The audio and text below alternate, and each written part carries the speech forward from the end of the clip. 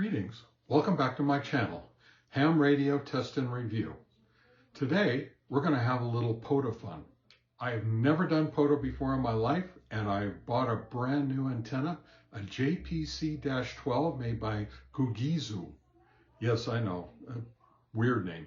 Anyway, I have purchased this little antenna. Comes with a great little case, and I'll show it to you in just a minute. I will also let you know a few things at the end of the video. I have to apologize that I wasn't able to film everything that I was hoping to film.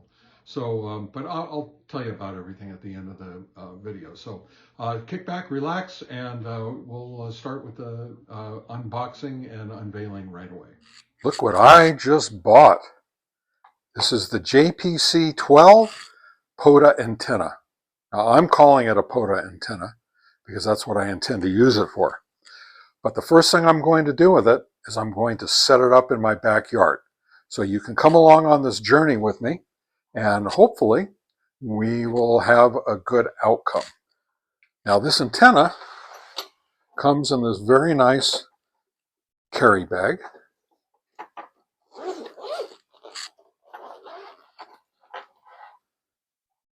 As you can see here, everything that it comes with. It comes with 4 of these poles. These poles measure, I don't know, about 12 3/4 inches each, so approximately a foot.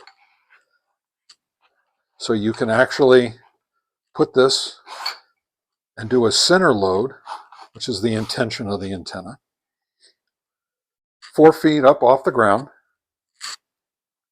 plus your whip. And this seems like a pretty nice, very well made antenna. It's quite long. Be careful, because it is quite long. It's supposed to be approximately 15 feet, but I'll have to get you the numbers later. It's actually quite light. I'm really surprised. I would think that would be a lot heavier than this.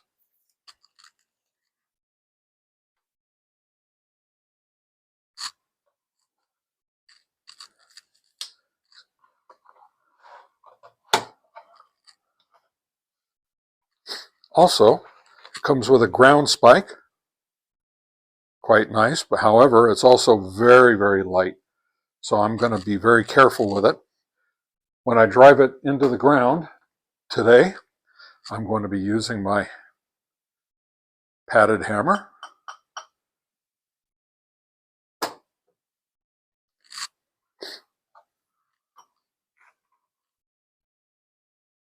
Comes with the coil. This coil is fully adjustable.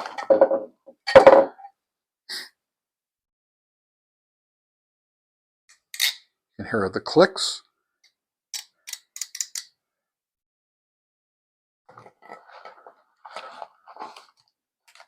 And it comes with the bottom feed piece.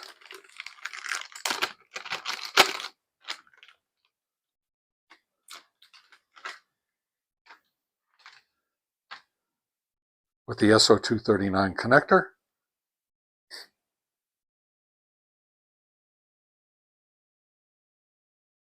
Looks like a little carbon fiber right here.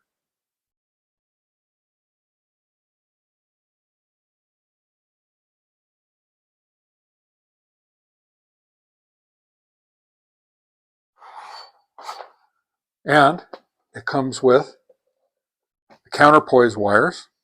This is a ribbon cable. There's 10 wires in this cable. Today, I am going to split this into 5 separate counterpoise instead of the 10, and we'll see how that works. I have separated the 10-wire ribbon cable into 5 sets of 2 ground wires or counterpoise, and I've clipped them separately so I keep it nice and neat. I'll put them back here where this belongs. And I found a set of instructions out on the internet. The set of instructions is from a ham radio operator.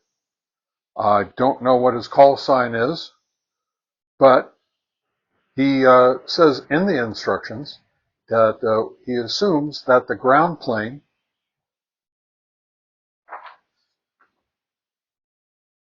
is fanned out in 5 times pairs of wires in a star pattern around the spike. Note, all coil measurements include the half wind from either extreme end of the coil. So, at the very bottom, I'm going to start off with 10 meters. So with the 10 meter vertical, we use the whip with one segment retracted. We don't use any of the bars, and we use the coil down 3 times from the top. And he got a SWR extreme measurement from 1.427 at 28.62 megahertz to 1.644 at 30 megahertz. So we're going to try this, and we're going to see how this works. You can come on outside with me. All right, I'm going to open this up. I'm not getting down on my knees on these rocks.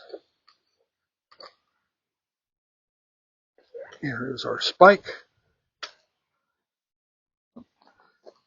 And I carry my handheld with me at all times.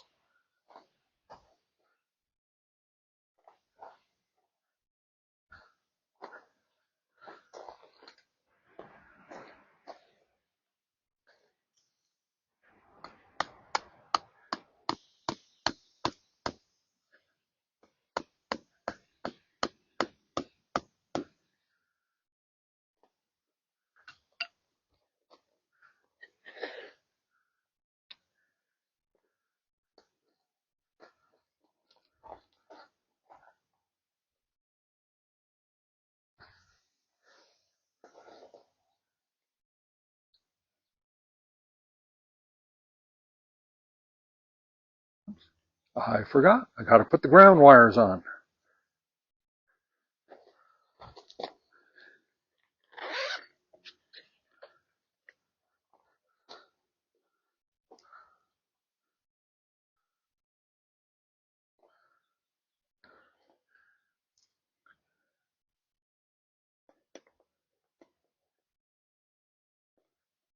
The threads on this are very coarse, so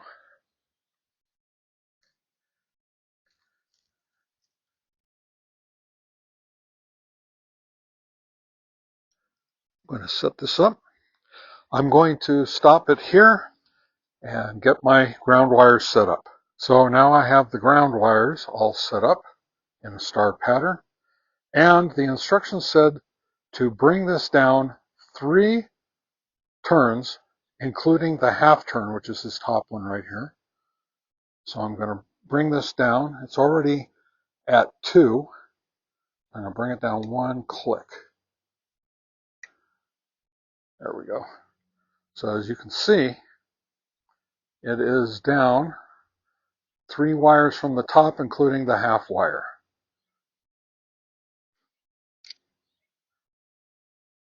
I'm going to install it.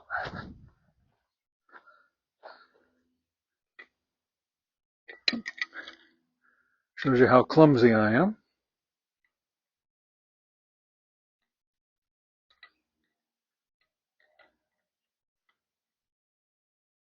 Okay. And now I'll install the whip. Now the instructions said to bring 1 section down from fully extended. So that's what I'm going to do right here. 1 section down. All right. All I have to do is go get my coax and hook it up, and we should be ready to go. All right. And hook the coax up. I got 25 feet of RG58.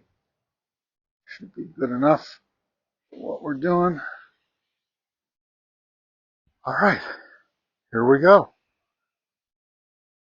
So here's the antenna. They would cut the sugar, they called it, and then it went into the dryers, and then it went out to the warehouse, and they had nickel bags and dime bags and 100-pound bags at that time.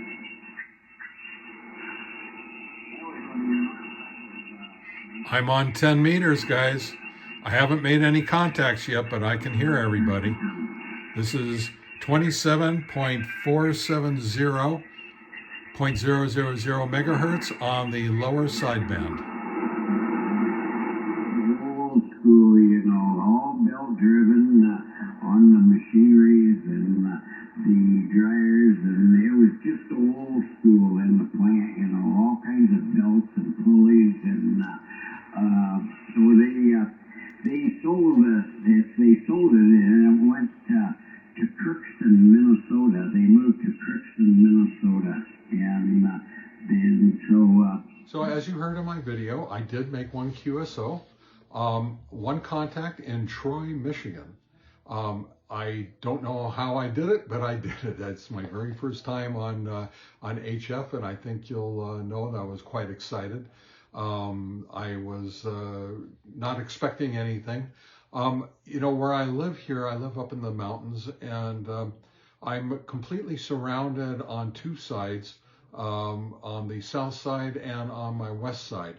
So I'm only capable of getting out anywhere on the north and east side of where I live. So most everything I heard during my time listening to 10 meter and trying to get through some of the pileups that I found was that mostly on the eastern seaboard and in the Midwest. So I'm not surprised. But considering that the antenna and I also made a mistake when I said that the whip was about 15 feet long. It's actually about 8 1/4 inches long. I'm sorry, 8 feet 8 feet and 2 inches long. It's 2.5 meters. So anyway, so the whole antenna is probably only maybe 9 feet at the very top from the ground, and that's not enough to get up over any of the houses around here. So I'm really not surprised that I didn't get out too well. I only have 100 watts, and I'm sure I'm competing with people with 1,000, 1,500 watts, especially in the pileups. So anyway, I was able to hear a lot, though. I received very well. But here's the big thing. I put my Nano VNA antenna analyzer on this antenna, and on 10 meters, I was able to tune it all the way down to 1.260 to 1 at 29 megahertz. That's terrific. I actually measured from one end of the band to the other. It was 1.377 at the low end of the band and 1.410 at the high end of the band. That's terrific. That is very, very good. And I did that, by the way, on the 10 meter. I took the loading coil off, and I was able to tune it directly with the whip. So in this case, the antenna total height was actually only a little bit over 8 feet, and probably close to 9. And I think I was able to receive quite a bit. I mean, I was able to hear all over the eastern seaboard and the Midwest, a little bit up in Canada. And I did get one on the west side of me in Hawaii, though I wasn't able to get back to that person. I did try. Due to the little mishap that I had with some of the filming equipment that I use, I did spend the rest of the afternoon tuning this antenna on the 12 meter, 15 meter, 17 meter, 20 meter, 30 meter, and 40 meter bands. So I'm going to give you those results now so you can see for yourself that this antenna can be tuned for just about any of the meters, bands all the way up to 40 meters. So here's my results. On the 12 meter band, I came up with in the center of the band, 1.342 to 1 at 24.96 megahertz. At the low end of the band, I came up with 1.356 to 1, and at the high end, 1.328 to 1. These are excellent numbers. On the 15 megahertz band, at the center of the band at 21.325 megahertz, I came up with 1.300 to 1 SWR. At the low end of the band, I came up with 1.345, and at the high end of the band, 1.256. On the 20 meter band, I was a little concerned about this one. At the center of the band, at 14.25 megahertz, I got an SWR of 1.203. At the low end of the band, I got 1.233, and at the high end of the band, 1.272. You can't ask for anything better than these. I didn't even turn on my automatic tuner. On the 30 meter band, this was the worst of the bands. At the center of the band, 10.125 megahertz, I got 1.645 to 1 SWR. At the low end of the band, I got 1.643, and at the high end of the band, 1.660. Still not bad. All well below the 2.0 maximum that we all hold ourselves out to. Last but not least, on the 40 meter band, at the center of the band, I got an SWR of 1.389 at 7.237.500 megahertz. At the low end of the band, I got 1.420, and at the high end of the band, I got 1.203. Now, I wasn't able to transmit on any of these other bands.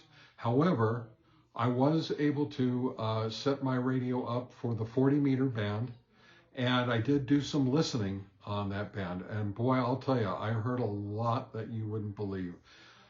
If you guys know that there are jammers on the VHF and UHF repeater frequencies, well, there's jammers down at the 40 meter band as well, and they do harass. So that was really interesting and a little eye-opening. I did go down below the 7.175 band or frequency. I am only a general, so I can only listen below that, and there were a lot of very interesting conversations down there from between a lot of extra and advanced licensed amateur operators down there. So again, very, very interesting. I listened, and I do believe that this antenna is doing pretty good. I don't think it's the best thing in the whole world, but I think for POTA purposes, when I get out to the national forests up into the mountains where I have a lot more free area to transmit from and get above all the mountains and hills that surround my home, then I should be able to get out and I should be able to do pretty darn good, because if I can receive Hawaii over the hills that surround my west and south sides, I should be able to get out to Hawaii when I get up above them. So that's a big goal of mine. By the way, I did live in Hawaii for 11 years, so it's sort of like a second home to me. Anyway, what I conclude is I do believe that this antenna will do very, very well. You probably should have an antenna tuner, or actually a antenna analyzer, so you can tune the antenna when you get it set up. I'm going to do what I normally do, and I set things up in my backyard, and I play with them, and I test them, and I do everything. And then when I get out into the field, I'm going to set it up. I mark the antenna where exactly it's supposed to be, and these instructions are actually pretty good. I got these off of Reddit actually, but they are available just about anywhere on the internet if you search for them. I think I searched for JPC-12 instructions, and I do believe I came up with 2 or 3 different links for them. The instructions were very good for the 40, 30, 20, 17, 15, and 12 meter, but the 10 meter, they wanted you to use the coil, and I realized that they also wanted you to retract the whip antenna 2 segments. And I thought, hey, I've already got the coil at almost near the top. let me take the coil off and let me extend the whip. And I did, and of course the SWR wasn't very good. But after bringing the whip down 2/3 of one section, I got the excellent SWR readings that I told you about. So I do believe that this is a good antenna. I do believe it'll get out. I'll be doing some more testing and some POTA with it, and I will be filming everything. And I just want to tell you that I think this was a good investment for me. So anyway, my name is Dave. My call sign is N8DAV. That's November 8 Delta Alpha Victor. And I want to tell you to have a great week and 73s to you. So long.